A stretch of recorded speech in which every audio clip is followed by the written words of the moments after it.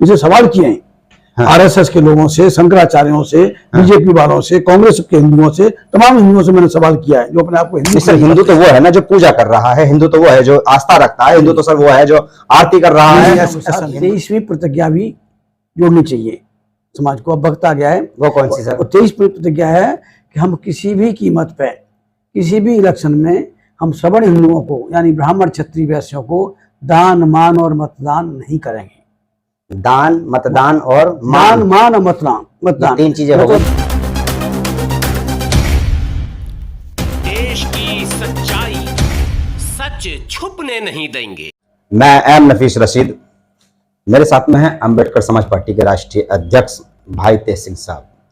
मैंने एक फेसबुक पर इनकी पोस्ट देखी और उसका मैंने विरोध भी किया था, और विरोध के साथ साथ मैंने ये भी जानना चाहा था भाई तेज सिंह साहब से कि आप 22 प्रतिज्ञा को लेकर जो प्रचार कर रहे हैं, और इसी के साथ साथ सब दुनिया ने देख लिया, देश ने देख लिया कि एक दिल्ली के मंत्री को इस्तीफा भी देना पड़ा है। मैं इन्हीं सभी बातों को लेकर वो सभी सवाल करना चाहूंगा जो कि देश भी जानना चाहता है, समाज भी जानना चाहता है। सर स्वागत है आपका। सर जानना चाह रहे हैं कि 22 प्रतिज्ञा को लेकर आपने भी जोर शोर से प्रचार करना शुरू कर दिया, और आपको भी मालूम है कि दशहरे के दिन दिल्ली के अंदर एक प्रोग्राम होता है, उसमें दिल्ली के कैबिनेट मंत्री राजेंद्र पाल गौतम शामिल होते हैं और 22 प्रतिज्ञाओं को दोहराते हैं और फिर उनको इस्तीफा देना पड़ता है सर, और इसमें आप भी इन्वॉल्व हो रहे हैं। देखिए 22 प्रतिज्ञाएं जब बाबा साहब ने 14 अक्टूबर 1956 को जी धर्म परिवर्तन किया और वो बुद्धिज्म की तरफ गए जी, तो बुद्धिज्म के लिए उन्होंने 22 प्रतिज्ञाएं चिन्हित की। पहली प्रतिज्ञा, मैं ब्रह्मा विष्णु महेश को ईश्वर नहीं मानूंगा, इनकी पूजा नहीं करूंगा। मैं गौरी गणपति को ईश्वर नहीं मानूंगा, मैं इनकी पूजा करूंगा। और एक उसमें 7वीं प्रतिज्ञा है, मैं अपना कोई भी कार्य ब्राह्मणों के हाथ से संपन्न नहीं कराऊंगा। ये तो बाबा साहब की प्रतिज्ञा है, पूरी पहले से चल रही है और लोग जानते हैं। अगर कोई हिंदू नहीं जानता है तो ये उसकी कमजोरी है कि वो नहीं जानता कि बाबा साहब की प्रतिज्ञा को दोहरा है कोई भी।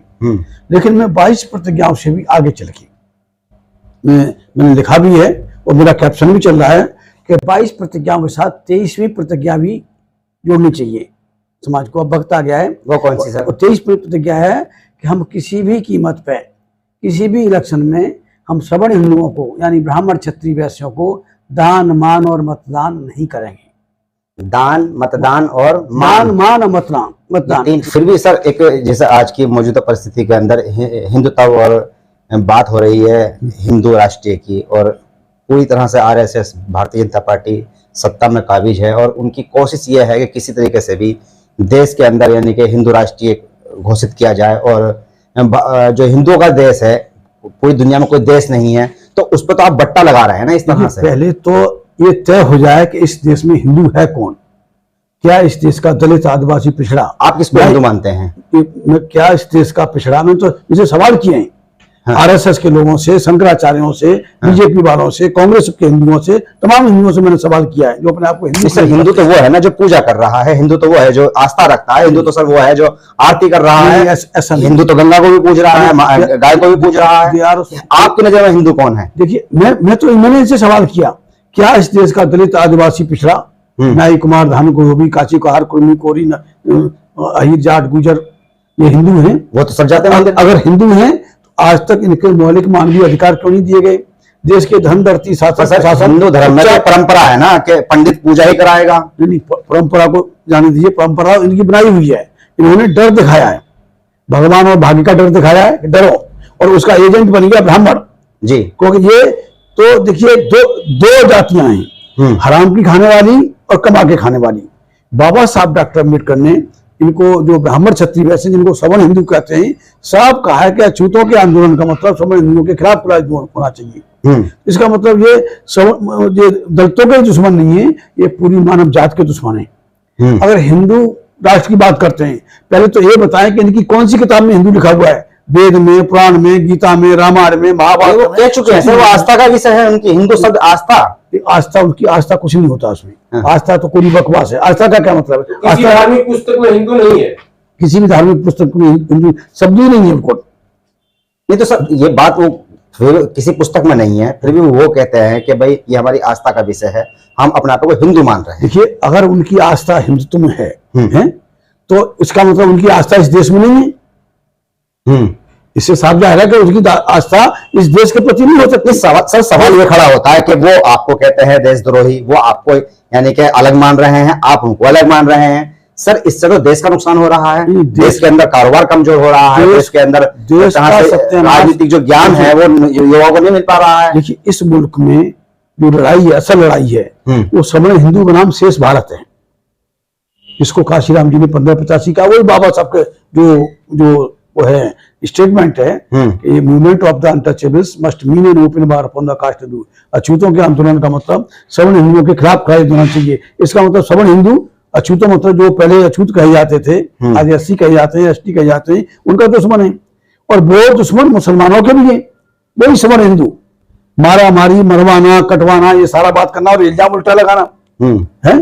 तो आस्था के नाम पे अब जजमेंट आने लगे। बाबरी का आस्था के नाम पे आया। आस्था कहाँ, कौन सी किताब में लिखी है? संविधान में कहाँ लिखा है कि आस्था के नाम पे आप ऐसा करेंगे? बाबा साहब के कोटेशन को आप कोट करते हैं हमेशा जी कि खुला युद्ध होना चाहिए। वो हो सकता है उस जमाने में कहा उन्होंने, आज के दिन में तो माहौल बदले हैं, सबके हालात बदले हैं। अगर इस तरह की बात होगी कि दलितों का मूवमेंट का मतलब है कि सवर्ण हिंदुओं से खुला युद्ध हो, तो पूरे देश में तो गृह युद्ध हो जाएगा। ऐसे नहीं तो गृह युद्ध तो होना चाहिए, आर पार का फैसला होना चाहिए। मतलब ओपन बार का मतलब है, खुला युद्ध का मतलब है आर पार की जंग। जब तक नहीं रहेगी ये चैन से नहीं जीने देंगे किसी को। ये मुश्किल से 10-12% है। किताब में ऐसा बाबा साहब ने लिखा जिसको आप बार बार volume number 5, Baba Saheb Ambedkar writing and speeches, volume number 5, page number 344 पर लिखा हुआ है। ये किताब तो सरकार ने खुद गवर्नमेंट इसकी ये जो है एजुकेशन डिपार्टमेंट महाराष्ट्र गवर्नमेंट की छपाई हुई है और ओरिजिनल किताब है, मेरे पास है वो किताब। तो उसमें ये साफ लिखा हुआ, साफ लिखा है ये movement of the untouchables must mean an open bar upon the caste Hindu. अछूतों के आंदोलन का मतलब सवर्ण हिंदुओं के खिलाफ खुला युद्ध होना चाहिए। इसका मतलब सवर्ण हिंदू अछूतों का दुश्मन है। वो अछूत का मतलब हो गया SC ST और बैकवर्ड का भी दुश्मन है। जब 1992 में जब ये मंडल कमीशन की सिफारिशें आई और मंडल कमीशन की सिफारिशों का विरोध किसने किया? किसी SC ST ने नहीं किया, किसी मुसलमान ने नहीं किया, इन्हीं सवर्ण हिंदुओं ने किया। मनुस्मृति के अंदर आप कहते हैं कि भाई उसके अंदर लिखा हुआ है कि शूद्रों का यानी कि माल दौलत पर सब पर यानी कि कब्जा ब्राह्मणों का है, ये आप लोग कहते हैं जी। क्या ऐसा लिखा है उस किताब के अंदर? देखिए मनुस्मृति में तो यहां तक लिखा है कि ब्राह्मण mail can have sexual intercourse in any women in the universe. तो इसी के प्लेट में दूसरा भी तो आ रहा है ना, ब्रह्मांड साहब ने भी ऐसे लिख दिया। ब्रह्मांड में मतलब मनुस्मृति कहती है, वो एग्जैक्ट मुझे श्लोक मालूम नहीं कौन से उसमें, दैट इज देयर। उसमें मनुस्मृति में साफ लिखा है कि ब्राह्मण mail can have sexual intercourse with any women in the universe. कि ब्राह्मण यूनिवर्स माने ब्रह्मांड की सारी स्त्रियों, किसी भी स्त्री के साथ संभोग कर सकता है। तो वो नालायक ये भूल गए कि उसमें ब्रह्मांड में उसकी माँ भी आ रही है, ब्राह्मण की बहन भी आ रही है, बेटी भी आ रही है। क्या हिंदू राष्ट्र आएगा तो अपनी माँ बहन बेटियों के साथ भी वो संभोग करेगा ब्राह्मण? कितनी निर्लजता की किताब है ये मनुस्मृति। और हर चाहे वेद ले लो, चाहे प्राण ले लो, चाहे महाभारत ले लो, चाहे गीता ले लो, सब में जो पुनरावृत्ति है वो उसके ये मनुस्मृति के श्लोकों की है। नहीं सर, इसमें एक बात ये भी आती है कि चलिए आप भी विरोध कर रहे हैं, वो भी विरोध कर रहे हैं, दोनों तरफ से विरोध हो रहा है। कहीं ना कहीं वो जो एक आम आदमी है, जो आम आदमी देख रहा है, आप एक भाई बुद्धिजीवी भी हैं, सोशल एक्टिविस्ट हैं, आपको लोग सुनते हैं, जानते हैं आपको, और कहीं ना कहीं हजारों लोग आपके पीछे ये उम्मीद लगाते हैं कि आप कुछ उनको देंगे, राजनीतिक स्तर पे देंगे, शिक्षा स्तर पे देंगे, पार्टी चलाते हैं आप। सर बड़ा सवाल खड़ा हो जाता है ये आप पर भी कि एक जिम्मेदार व्यक्ति होने के नाते आप कोई ऐसा मुद्दा समाज के बीच में नहीं लेके जा रहे हैं सिवाय धर्म के या धर्म की बहस के, जिससे कि आम जनता को फायदा हो या आपके कार्यकर्ताओं को फायदा हो। जहां तक धर्म का बात है जी, धर्म जो हिंदू धर्म की बात है, हिंदू धर्म नहीं है वो, उससे बड़ा कोई अधर्म नहीं है। हिंदुत्व से बड़ा धर्म नहीं है। जो गीता की बात है, गीता सबसे बड़ी किताब है, गांधी बगल में दबा के घूमते थे उसको। जी जी। और Gita is the book of disparity. तो सर जब इसे सोशल मीडिया से हटाकर, मीडिया से हटाकर आप जमीनी स्तर पर घर घर में जाके क्यों नहीं काम करते इस पे?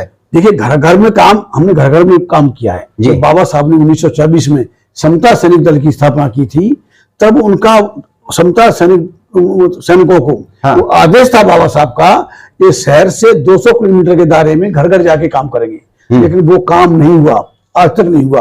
और जहां तक हमारे जो सोकाल्ड धर्मगुरु हैं, हाँ। बुद्धिज्म के, जो ये भंते कहा जाता है, भंते भी मठाधीश बन के रह गए, उनकी जिम्मेदारी थी। लगभग बुद्ध विहार हर गांव में, हर शहर में है।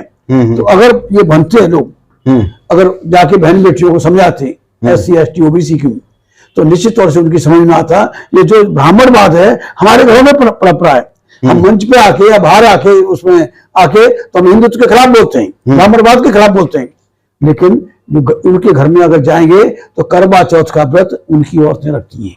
करवा चौथ के नाम पे वो अपनी औरतों से अपनी पूजा भी करवाते हैं। ये मैंने जनरल बात कर रहा हूं, मैंने नागपुर में देखा है। जी।